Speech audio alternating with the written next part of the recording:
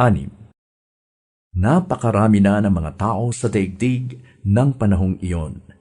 Nagkaroon sila ng mga anak na babae.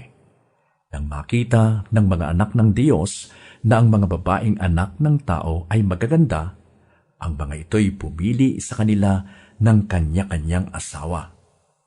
Sinabi ni Yahweh, "Hindi ko ipapahintulot na mabuhay ng habang panahon ang tao, sapagkat siya'y makalaman. Hindi na lalampas sa 120 taon ang kanyang buhay sa daigdig." Nang panahong iyon, may mga higante sa ibabaw ng lupa. Sila ang naging bunga ng pakikipagtalik ng mga anak ng Diyos sa mga anak ng tao. Ang mga higanting iyon ay tinanghal na mga dakilang bayani at tanyag na tao noong unang panahon. Nakita ni Yahweh na laganap na ang kasamaan ng tao sa daigdig at puro kasamaan na lamang ang palaging nasa isip nito.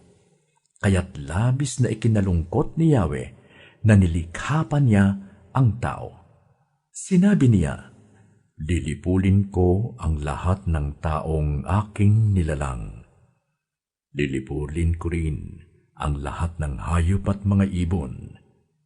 Ikinalulungkot kong nilalang ko pa ang mga ito." Ngunit si Noe ay naging kalugod-lugod kay Yahweh. Ito ang kasaysayan ni Noe. Matuwid at mabuting tao si Noe noong kanyang kapanahunan. Namuhay siya ayon sa kalooban ng Diyos. Siya'y may 3 anak na lalaki, sina Shem, Ham at Japhet. Maliban kay Noe, masasama ang lahat ng tao sa paningin ng Diyos at laganap ang karahasan sa lahat ng dako.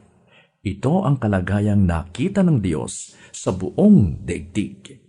Namumuhay sa kasamaan ang lahat ng tao. Sinabi ng Diyos kay Noe, "Napagpasyahan ko ng lipulin ang lahat ng tao sa daigdig. Umabot na sa sukdulan ang kanilang kasamaan. Gugunawin ko sila kasama ng daigdig. Kaya gumawa ka ng isang malaking barko na yari sa kahoy na sipres.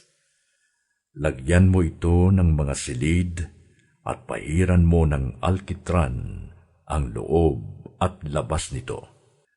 Ang barkong gagawin mo ay 135 metro ang haba, 22 metro ang luwang, at 13.5 metro ang taas. Bubungan mo ito at lagyan ng 1/2 metrong pagitan mula sa bubong hanggang sa tagiliran. Gawin mong 3 palapag ang barko at lagyan mo ng pintuan sa tagiliran. Palulubugin ko sa tubig ang buong daigdig at malilipol ang lahat ng may buhay sa balat ng lupa. Ngunit ako'y gagawa ng kasunduan natin.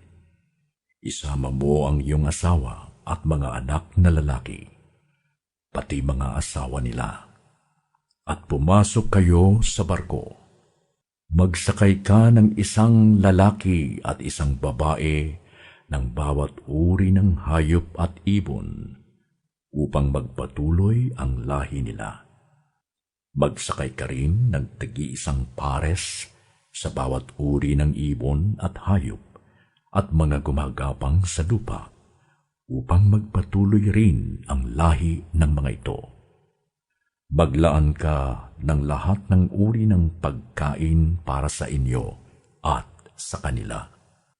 At ginawa nga ni Noe ang lahat ng iniutos sa kanya ng Diyos.